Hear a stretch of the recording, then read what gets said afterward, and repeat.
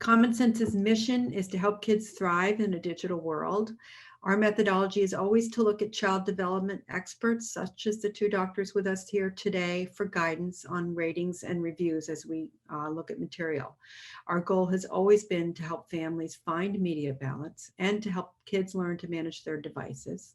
Usually that means we talk to parents a lot about getting kids off screens, but right now we're all on screens all the time. So our pivot as an organization has been to put up a new website called wideopenschool.org. And that is a partnership of curated content from across the web from partners such as Sesame Street, Khan Academy, National Geographic, PBS Kids, and 25 or so other partners. It's growing every day. Common Sense editors curate it, and you can look at age bands and then on subjects to find materials that you can do with your kids online, since we're all online a lot more. So our format today is a fishbowl conversation. That means that Lisa and Cara will be speaking to each other. I will bow out. All of you who've been patiently waiting here will be on mute. But if you scroll down, you can ask questions on the Q&A function on your Zoom, and we will get to those questions at the end of the seminar. So I'm going to just tell you a little bit about our panelists who are here. Lisa writes the monthly adolescence column for New York Times. She serves as a regular contributor to CBS News, was on taping this morning, which is a little more professional than Common Sense online here. She maintains a private practice, consults and speaks internationally, and is a senior advisor to the Schubert Center for Child Studies at Case Western Reserve University. Recognized as a thought leader by the American Psychological Association for her work on stress and anxiety, Dr. Damour has written numerous academic papers, chapters, and books related to education and child development. She's also the author of 2 New York Times bestselling books, which I highly recommend. Untangled, Guiding Teenage Girls Through the 7 Transitions into Adulthood, and Under Pressure, Confronting the Epidemic of Stress and Anxiety in Girls. She and her husband are raising 2 girls in Ohio. They're 9 and 16. Dr. Natterson is also a New York Times bestselling author of The Care and Keeping in You, which is a 3-part series with over 6 million copies in print. She just finished publishing a wonderful book called Decoding Boys, New Science Behind the Subtle Art of Raising Sons. She graduated from Harvard. She went to Johns Hopkins Medical School. She trained in pediatrics at the University of California at San Francisco and practiced medicine here in her hometown of LA, caring for thousands of kids. She has just founded in her spare time a new company called UMLA, which officially solves the pain points of puberty with comfortable, healthy products. And what that really means is she makes bras. And in the pandemic has shifted to making masks. You can find them at myumla.com. I think that's right. Cara and her husband have a teenage daughter and a teenage son. So just one final shout out. This is Mental Health Awareness Month, and we're really grateful to the 2 of you for the research that you do around taking care of our kids. And with that, I will hand it off to you 2 to have a conversation. And thanks to everyone online who's patiently listening. Thanks, Sarah. Hi, Lisa. Uh-oh, Lisa, you've got to unmute. I'm on. Hi, Cara. Oh, there you are. Hi. Oh, I'm so happy to be here. Okay, we're going to do our fishbowl. And I'm just going to jump right in and start asking you because, you know, we had that introductory meditation session, so maybe we're a couple minutes behind. Lisa, will you start by talking about what you're seeing and hearing from families and kids that you care for? What I am seeing and hearing is what we've always known about stressful events, which is they do not land on everyone equally. That stress is a dynamic process. So if for the kids and families I have cared for who were in good shape before this, feeling okay, this is hard and they are finding their way through it, but they're finding their way. There are also kids and families I take care of where they were maybe fragile before this, and this has made it quite a bit harder. And then, of course, I also think here of the families who were really struggling with either economic concerns or other sort of structural inequities, and COVID-19 is landing very hard on them. And then, of course, there are the kids and families where they were already having mental health difficulties in advance of this, where maybe they were already suffering from depression or had anxiety that was not well controlled. And of course, they are feeling this even more intensely than anybody else. So we can think today a lot about what we can do for kids and families who have the resources we need and get them through this. We want to think about families where they may have new mental health problems that need to be addressed and the resources available to them. And for the families and kids who are already struggling, now is the time to double down on getting the support and help you need. How about you, Cara? What are you seeing? It's interesting. I feel like what you were describing is just a magnifier in any one direction, right? And that's what I'm seeing too. So from the medical perspective, it's a magnification of confusion. At the end of the day, people are getting very mixed messages. They're very confused. They don't understand, our job as parents is to keep our kids safe and healthy, right? And they are telling me they don't understand how to do that. And they don't understand how to do that because the headlines conflict with one another from day to day. The data conflicts with itself from day to day. And it's complicated. It's hard to know how to raise a child safely and how to model safe behavior. So do you have to shelter at home? How about if you live in a state or a city that no longer says you need to? What if you choose not to? Does that mean that you are putting yourself at risk, your elderly relatives at risk, the strangers who you will never meet at risk? Or is this all a little bit overblown? It's very, very confusing. So I see a real hunger for an path, an answer, but different than we usually see in medicine. In medicine, parents will often say, I want a right or a wrong, and they choose their doctor based upon what that best fit is going to be for them. With this, they want the answer, they want the real data, and they're hungry for it. And I think families deserve that. Mm-hmm. It's an interesting time to be an expert because people really want and deserve and need support and answers. And what I hear you saying as a physician is, we'll tell you what we know right now, and it's the best we've got, and we'll get to some of those details. And what I'm finding as a psychologist, let me get unmuted. Okay. What I'm saying as a psychologist is, we can't fix this on the psychological side. The fixes will be medical. All we can do is help you buffer it. And there are things you can do to buffer this. Right. And I will add to that I do believe at this moment, while there is a lot of data and there is a lot of good science, anyone who tells you they know exactly how this is going to go down is probably not a great resource for you, because no one knows how this is going down. No, people can hypothesize, and there are certain people who have theorized and hypothesized correctly every step of the way so far. So they've built a lot of cred, but no one knows. So this is really tricky stuff. Well, let's go into your skill set and your wheelhouse a little bit. I'm a big fan of yours, as you know, and I share and post all of your articles, and the recent content that you're creating really revolves around one theme, which is living with the feelings you're having around this right now, and taking those feelings and getting past them, but then also repurposing them and utilizing them for good, right? And so can you talk a little bit about that and how parents can do that, and how they can impart those skills to their kids, even when those feelings are tough feelings? Absolutely.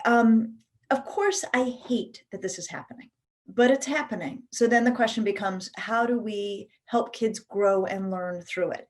And one of the backdrops that we're working with here is that in our culture, negative feelings have gotten a really bad name, both for grown-ups and kids. And in a loving, understandable way, we want our kids to be happy. We want them to feel calm and relaxed.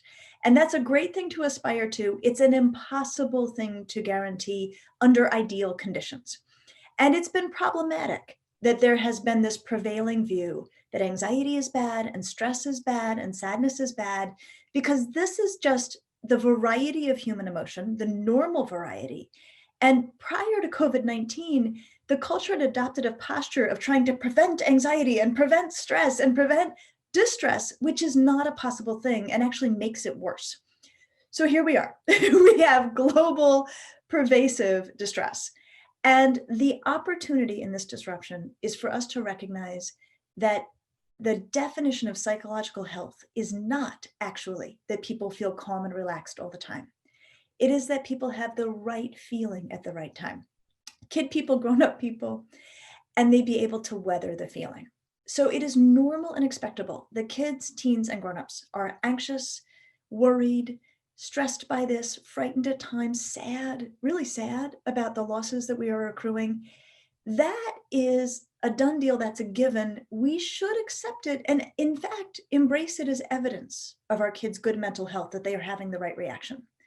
The focus is on coping. And the difference between those we worry about and those we know are actually going to chug along just fine is how they cope. So we're going to push kids towards positive coping, talking about their feelings, helping other people, having a feeling until you feel like you've had it out of your system and then you move on. We're going to push them away from negative coping, taking it out on others, cutting themselves off, teenagers using substances to manage distress. So the take home for me in this is that it's not about preventing distress. That's not a possibility. It was never a possibility.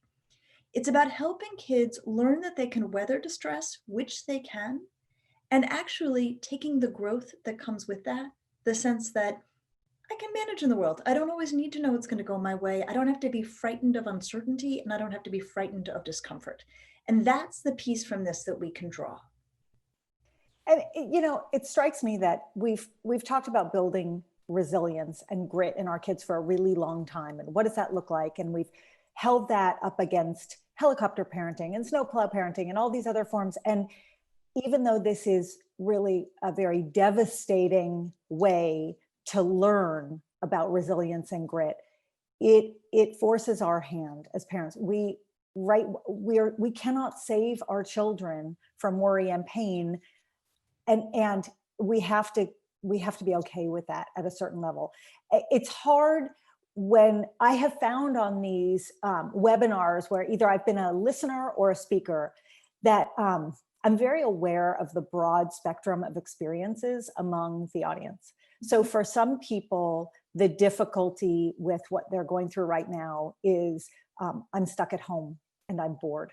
And for other people, the difficulty is I've lost someone, or I'm financially devastated.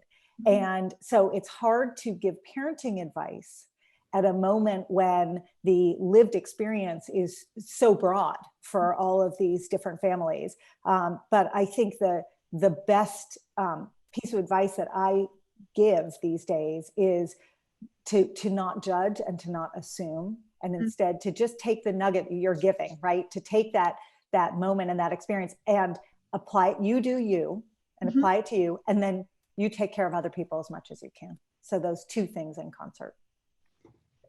There's a button I want to put on that piece, and then I want to ask you some questions. Okay.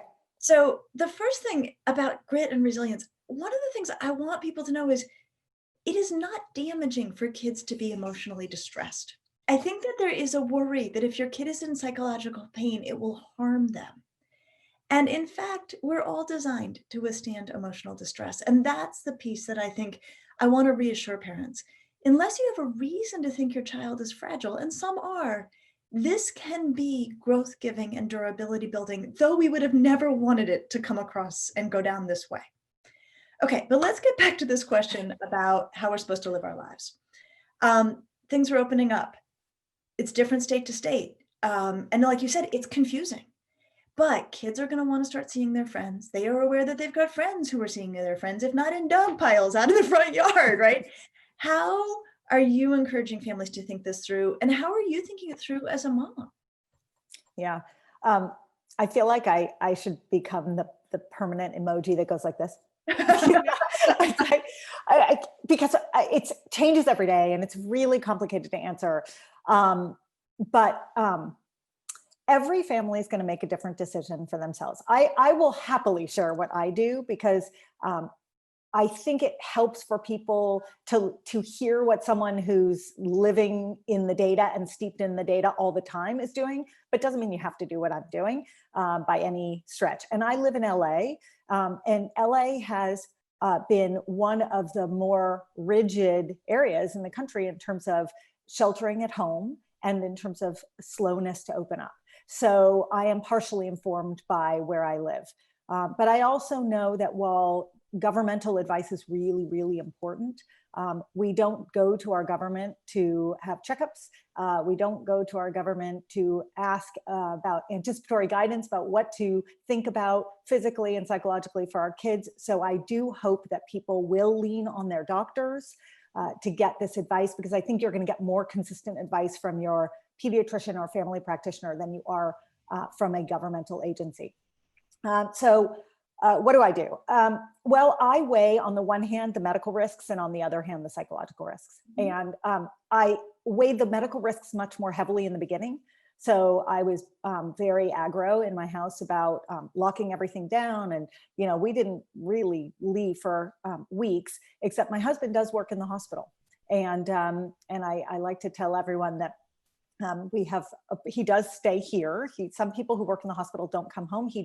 We have a protocol. It's very amusing. He just strips down at the front door every night before he walks in, and he does a whole protocol, and he understands sort of how to minimize our risk. And he has enacted a lot of those steps to keep us safe. I have felt around me a very tangible move towards wanting to get out and wanting to liberalize the rules. I have felt it within myself. I've certainly felt it from my kids, and I see it all around me. And I have started, based upon the data, to get really comfortable with certain things. So there is a lot of good evidence that being outside is extraordinarily safe, especially compared to being inside. With no roof and no walls, the virus gets very quickly diluted. Your risk of getting coronavirus is a simple math equation. It's the load of the virus you're exposed to over times a quantity of time. So if you're exposed to a high load over a long time, your risk of getting coronavirus is higher. If you're out on a walk with a friend, keeping 6 feet or more of distance, wearing masks, your exposure is going to be minuscule because you're protecting yourself with a mask, they're protecting you with a mask, and you've got the air between you to blow away virus that's coming your way. If you're sitting in an office under an HVAC vent where the air is blowing directly on you and the recirculated air carries virus particles, your exposure is very high. And if you're sitting there for 8 hours a day, your duration is very long. So those are the pieces that I use to kind of weigh and measure what I'm doing with my kids. And so my kids will do distanced walks with their friends. My kids are 14 and 16. They wear masks. They are taught to wear masks because I believe that they should show the world that they care about protecting the world. This is a social justice issue. They know that if other people wear masks, that other people are protecting them. My son bike rides with friends. He keeps at least 6 feet. My daughter had a socially distanced picnic outside with a couple of friends the other day. They all had their own food with them. They all stayed separate. They wore masks except for when they ate. I think those are good things to do. The difference, the psychological difference in my kids when they do those things is unbelievable. I mean, it is palpable, the difference in them. And of course, hand washing. But please stay home when you don't need to be out. So this is not, marketing every day. If you were the person who popped into the store once a day, don't go back to that. If you were the person who, constantly needed to be in the middle of a big pile of people, it's not time yet, because the virus hasn't gone away. We're just tired of it, but it's still here. And we have to deal with it. We are now in the marathon part of this, where we have to deal with exposure and risk for several months until we have both a vaccine and a therapeutic. Does that help? It's hugely helpful and concrete in a really useful way. And it's interesting to think about what you said about government versus medical guidance, because I think we can piggyback this on something we're always having to talk with kids about, which is just because something's legal doesn't mean it's safe, right? I'm saying this, I'm like, cigarettes are legal, tanning beds are legal. I'm like, don't confuse the two. And so I think that we may have to sort of expand a conversation we should already be having with kids about not confusing the law and the medical guidance, that the law at times makes decisions that doctors will say, we wouldn't recommend it, but those are two different ways of thinking. They're operating on two different planes. I love that. I want a t-shirt that says that. Just because it's legal doesn't mean it's safe. Awesome. It's true. Awesome. Well, I mean, let me ask you then, because there's inherent conflict in all of this, right? I mean, so in parenting in general, we're making it up as we go along. We might read everything we can, we might study as much as we can, but at the end of the day, we are all making it up. And so in this moment of pandemic, we're really making it up. And it can be very, very difficult when my rules are different from your rules and kids are comparing notes. So how do you recommend that we handle conflict, whether it's over little things or bigger things, when everyone is sort of, for the most part, at home all the time? So we're going to have a lot of opportunities because we are at home all the time. So let's think about it in a few different ways. Let's talk about if you're saying, these are my rules, if your friends are coming over, like if you're going to see friends, you do it here where I can see you, whatever you decide. And your kid says, why are you being like this? So-and-so's folks are letting them do whatever. Again, you're going to file this under different families have different rules. This is always true, right? And so I think we're just going to have to go back to it and say, look, just as we do not let you drink at this home, or just as we do not support you in taking a bike out without a helmet, and other families do, these are going to be our rules. You're stuck with us, so be it. So actually just own and kind of embrace that. And it's not new to parenting that different families have different rules. This is just the new version of it. But you're going to have lots of conflicts. And I want people to see this as a golden opportunity to teach your kids how to do conflict well. So one of the things that we really blow as parents is we just hope there will be no conflict. And then we think we can avoid it. No. That's not to be human. So the way I think about it is there's unhealthy conflict and there's healthy conflict. And everybody uses unhealthy conflict tactics, grown-ups, kids, teens. So the metaphors I use for unhealthy conflict are to be a bulldozer, you just run someone over. To be a doormat, you just let yourself be run over. Or far and away the most common at all ages is to be a doormat with spikes, which is where you basically passive aggressive behavior. So these are the unhealthy forms. And then the healthy form is to be a pillar, to stand up for yourself while being respectful of everyone else. And we can talk about this in parenting, but mostly when we're teaching as parents, we're actually doing it. So if we think about how this might play in a family, say that you're a mom who's tired of doing all the dishes. Right? So if I were to bulldoze, I asking for a friend. If I were to bulldoze this, I would finally be like, why am I the only one? Whoever puts dishes in the dishwasher or deals with the cluttered sink, that would be bulldozing. If I were to doormat it, I would just, or my friend would just silently resign herself to just being the dishwasher and leave it at that. If I were to doormat with spikes this, I might use guilt as a weapon. I might say, well, I would have gotten to that, but I was so busy with all of the dishes in the sink, or, or I would, instead of taking it up with the person I was mad at, I would go talk to somebody else about how they're being so naughty with their dishes. So I would involve third parties. Okay, this is all to be human. It's okay if you've been there before, but what we really want to teach kids is to be a pillar, to stand up for yourself while being respectful. So what we would ideally want to model for kids is to say something like, all right, squad, we're making a lot of dishes around here. We're going to have to start dividing this up differently. If you use a dish, it's got to find its way into the dishwasher. I cannot find it in the sink, right? So just to deal with it directly, but also respectfully. Now, this gets us to one other little kind of technique that's helpful to have on hand. If your kid looks at you appalled, or my kid looks at me appalled, it's often helpful to play a game almost where you take one another's perspective. So if the person you're talking to, say the child you're talking to, is quite stunned that the rules have changed, you might say, can you see this from my shoes? Could you stand in my shoes and describe the situation? And often, especially over age 6 or 7, kids can do it. And then it's really important that the parent also do the same. The parent might say, you know what, I get it why this comes as a surprise. Up till now, dropping dishes in the sink wasn't a big deal. The rules changed, or I've changed the rules. I didn't let you know about the change in the weather. I have since let you know about the change in the weather, but I can see why you didn't think it was a big deal before to leave all your dishes in the sink. Now it's different.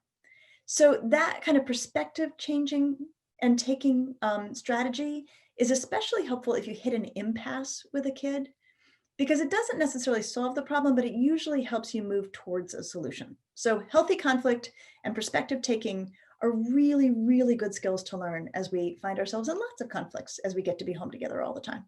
So I gotta say, what I love about that is it teaches empathy, right? Yes. because the only way we can teach our kids empathy is to teach them to put themselves in other people's shoes.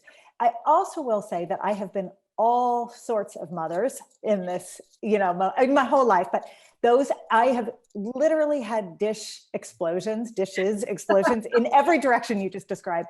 And I think the beauty of your advice is really that you can take a do-over, that when you catch yourself doing it in a way that is not the best and it feels uncomfortable as it's happening, the ability to, you're not apologizing for being a bad parent, you're apologizing for taking the wrong tact. Hey, I'm going to do it differently, which gives your kids the opportunity to take do-overs in their life when they mess up, because they will, right? So absolutely. And so I think it's incredibly gracious as a parent to say, you know what, I made a mistake. I owe you an apology. This is how I should have done it instead. The other thing that I think that we can sort of slide in here as a useful technique is that everybody is worn thin. Everybody is cranky right now. And kids are going to do and say things they know they shouldn't. And the second it's out of their mouth, they're going to regret it. And a really helpful strategy as a parent is to be able to say, I'm going to pretend like I didn't hear that, which is basically a way of saying, you're getting a pass. I'm giving you a do-over, but I'm not going to make a big thing of it. That's amazing. Can I ask you a question about that? Yeah. Even though you can give your kid permission to take the do-over, can you also, as the parent, really listen to what your kid said? Because many a true word is said in jest, many a true word is said in a moment of stress. I have found that my kids have blurted things out over the last couple of months that I've needed to hear. Yeah. And sometimes it's hard to hear it.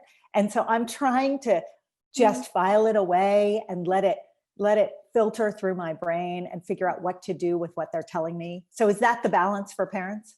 I think it is. I think often, kids often have us dead to rights, and we have to acknowledge that. And that's part of why I love teenagers, is because they've got like X-ray vision for everything. I know, right? I think that's fantastic, but it's not always why everybody else loves teenagers. But the other thing I would say is, even if they're speaking truth, our job as adults in terms of modeling how we want them to act in the world outside our homes is there's a difference between the content of what you say and the way you go about saying it. So it may be that they are completely fair in their sentiment, but it's our job to make sure they're saying it in a way that is not harmful to others. All right, we got to talk about, I hate the thing that nobody wants to talk about, fall. Yeah. Okay, so there's been some writing thinking about school and the importance of school and advocating for the idea of kids going back to school for their mental health, their emotional health, also for economic equity, right? For families to even have a way to go to work without worrying about where their kids are or whether they're getting educated. Can we even start to think about what the fall is going to look like from the standpoint of health and safety, or any of it? Right. We can, because we have to. And a lot of people are thinking about it. So I think medicine, public health, epidemiology, sociology, psychology, they are all colliding in this moment. And that's why school is such a hot button topic right now. Frankly, it's also camp. It's sort of camp/school, but I think people have largely resigned themselves. Some camps are going forward with very modified setups. Other camps are not. But I think people are able to leapfrog over summer, even if the summer they planned is not happening in any way, shape, or form, because what they're really looking at is the next 9-month stretch, which we are all supposed to be able to count on. And we're supposed to be able to count on it for a safe place for our kids to be, and also a place where our kids can grow and develop and get the skills they need to be adults in the world and to get the socialization. And you and I have talked before about the different impacts of this pandemic on different age groups, and particularly for middle and high schoolers, with the social development piece so much at the forefront of their sort of where they are growing and pushing as these burgeoning young adults. This stay at home has really interrupted that. Here's how I think we're going to look at schools. And I say this literally as a pediatrician through a pediatrician's lens, and as a mom of two, with an N of two, as we like to say in science. I'm not the be all and end all. I think the way we're going to look at K through 12 schools is going to be very different than the way we're going to look at colleges. And I think the way we're going to look at boarding schools is going to mimic the way we look at colleges. So if you have a child in K through 12 who goes away to school, the college path is going to be more similar because there's a huge logistical hurdle when kids go away to school, regardless of their age, and that's getting them home when you need to. So, and we saw that in February and March when campuses started closing all over very, very quickly. In general, I think that there is going to be a back and forth, a dance, if you will, between three different types of school. There is going to be some version of semi-normal school. I am convinced we will get there. And I think the people who are going to invent and scale vaccines are parents, because they want their kids back in school. Okay, I really think that's the driver. But I do think we're going to be able to see some version of return to school at some point in the foreseeable future. The second is school in a way that never existed before, and that's going to dominate. So every school and school system is going to do it differently. But I think there are going to be schools that alternate days, schools that alternate who's on campus when, schools that have video in the classroom every day so that any kid who can't be there or teacher or staff member feels supported and is able to participate.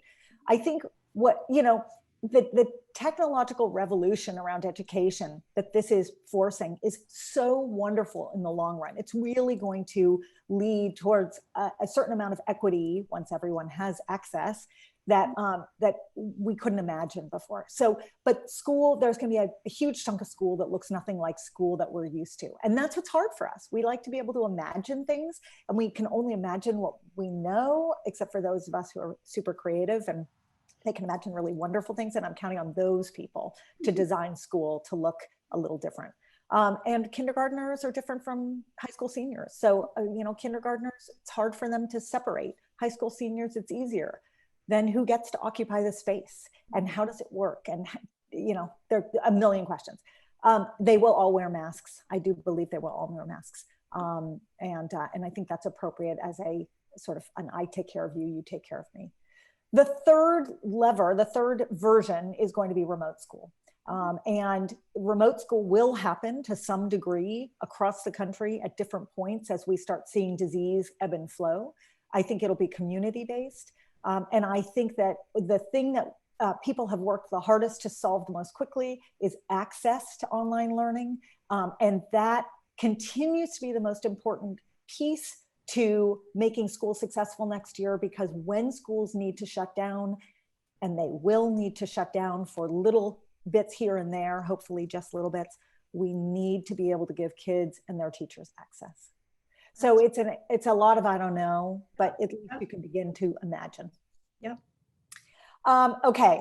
I want to know from you about routine. So we're talking about school, and which is a gigantic routine, but talk to me a little bit about home routines and people falling into bad routines and the impact and what we can do about it. Well, so it's interesting to think about routines because we need routines. Humans need routines, and we need routines actually to reduce decision-making fatigue. When we have to make decisions every day, like when do I get up and when do I exercise and how am I going to get lunch? That takes it out of us. So routines help us, and they help give our kids predictability. So routines are a good thing. Now the question becomes, especially as school starts to fall away and we have this big blank of summer, like what are we doing with this? And of course, one of the big concerns that we have as parents and I have as a psychologist is they can't be on screens all day. Like that cannot become the new routine. So one thing I think about is, can we start to lay out some guardrails that create a routine where nothing is there for us to structure it, like day camp starts here and day camp ends there, and where we say things to kids like, okay, you can use technology for this amount of time a day, and you have to go get bored and have no technology for this amount of time a day and see what happens when you're bored, and you have to help others for this amount of time a day, or something. That there's got to be buckets in which we operate. But it does get into this screen question, and I have my thoughts on it, and then I want to hear your thoughts on it, because I think this is a great place to wrap up, because everybody's wondering about how we keep the summer from becoming a screen-a-thon, you know? So for me, I think about it in a couple ways. One is there's what they're watching, and then there's how much they're watching, or what they're doing on, on their screens and how much they're doing. There is such a wide variety of content available. There's the extraordinary content, right, that's on Wide Open School right now, thanks to Common Sense Media. That's fantastic stuff. It's all coming through a screen, and it's incredibly good stuff. Then there is the dark and yucky and the terrible and the naughty and the stuff that kids should not be exposed to. So if you're containing what it is they are doing on screens, that they're doing stuff that's appropriate to their developmental level and educational maybe sometimes, and having happy conversations with friends they know in real life, that's all good stuff. What we're going to try to minimize is inappropriate content, obviously dangerous or sexual, frightening or sexual content, and then also using their screen to get into social conflicts or to spend a lot of time talking to people they actually don't really know. Like, those are the concerns I would have. Then the other thing I think about is not letting it interfere with development, right? Screens should not get in the way of in-person conversations, which I'm pretending we're having, and they should not get in the way of being physically active, and they should not get in the way of helping around the house or going outdoors. So I also think some of the guardrails are what should happen in the name of normal development, that screens should not in any way be allowed to disrupt. So that's some of the what on the screens. What do you think about the whens?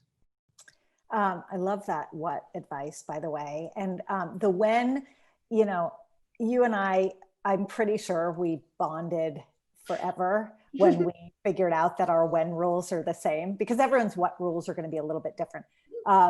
The when rule in my house, and I believe this should be the rule in every house, is not at night when you're supposed to be sleeping. Mm-hmm. So please, please, please, parents, if you have not yet set a rule in your home that devices live out of the bedroom, set that rule. And don't just set it for your children. Every single person in the family sleeps better, sleeps longer, and has the health benefits that are tied to having devices out of the room when the devices are out of the room. Phone, iPad, or any mobile device, laptops, they should charge somewhere that's central. And, for younger kids who might sneak out and get access to those devices in the middle of the night, central could be, on the other side of your bedroom where they can't get it because they're not going to walk through your bedroom. But it just needs to be somewhere where everyone's devices charged together. It keeps kids off of devices late at night when they're more likely to do impulsive things. And it keeps kids, it gives them the opportunity to go into deeper sleep, because what is happening is that when you have a device in your room, even if it's silenced, you are waiting and anticipating that little buzz or that little ding that is going to tell you that someone wants to send you a message or engage with you in some way. So give yourself permission to take time off there. I'm a huge fan of that. The other thing I will say is we are all at home with our kids. And as a result, use the opportunity to have conversations, right? So ask them if you can take a look at what's on their phone and talk to them about what you're seeing or about their screen time. Call them out on the behavior you're seeing. Call yourself out on the behavior you're seeing. Take the conversational opportunity, because we are really, hopefully we're never getting this back, right? As soon as this is over, hopefully this is never again. Okay, Lisa, I could talk to you forever, but we got a late start and I want to make sure we do an on-time finish. And so I wonder, Sarah, are you still there? Do you want to bounce back in here? Finding her way back in. I think she's finding her way back in. And so while she comes back, I think it's so funny that one of the things, we've both been practicing for a decently long time. And I think the longer you practice as a psychologist and a pediatrician, you really come to embrace all of the ways families get it right. And that so many families get it right in ways that look so different. And so it's funny because I found myself in many ways as a clinician becoming more and more relaxed. Like, you do your thing, it's fantastic as long as you're taking good care of yourself and your kids. And then to watch myself get really rigid when I am actually really not rigid about a lot. And it's the devices in the bedroom. And I know there's a lot of kids right now who are taking English class in their bedroom, and that may be the only way they can actually focus. Fair enough, but then it has to come out at night. And the rule I envy, like I actually got this right as a mom, only because I was working on it for so long before I became a mom. So we actually, are very good. No one takes devices in their room. And actually it's the dining room because we don't use it for anything else, where everything charges at night. But the rule I really envy is my friend who came up with the, and we live in these big Midwestern houses. I'm in Ohio, the no devices on the second floor rule. And I was like, ooh, I wish I thought of that one, right? Because it keeps the bedrooms and it keeps sleep in a completely different zone than everything else. I love that. I love that. Well, I am like you, rigid about maybe a couple more things. I always tease, it's like weapons and screens. Okay, there, I'm really rigid about those two things, weapons and screens. Okay, well, Sarah, in the theme of technical glitches today, Sarah's internet has dropped. And so I think it is on us to thank everyone. And let me just start by saying, Common Sense, you are wonderful. Thank you for having us, but more importantly, thank you for doing what you do for families across this country. I encourage everyone here to go and look at Wide Open Schools. It's really, really remarkable. I have shared it with my kids' schools so that they know about the resources. And so I encourage you listeners to do the same with your children's educational homes. Absolutely. And I'll just put a little tail on that, which is just to say, one of the things that Mr. Rogers told us to tell kids, or taught us to tell kids when things are hard, is to look for the helpers. And what I would say to grownups is, you get to look for the helpers too. And Common Sense Media and Wide Open School are an extraordinary example of a helper. Free, phenomenal, curated resources. I have always loved Common Sense Media and refer to them constantly. And my kids know to not even ask me about something if they do not hit the age levels of Common Sense Media. So it's an honor to be with you, Cara. And I'm so thrilled that everyone was able to attend. And thank you for your patience. We hope all is well with you, and we wish you well as you move through this. Stay home, everyone. Please wash your hands, wear your masks, be thoughtful, protect other people. And we will talk to you soon.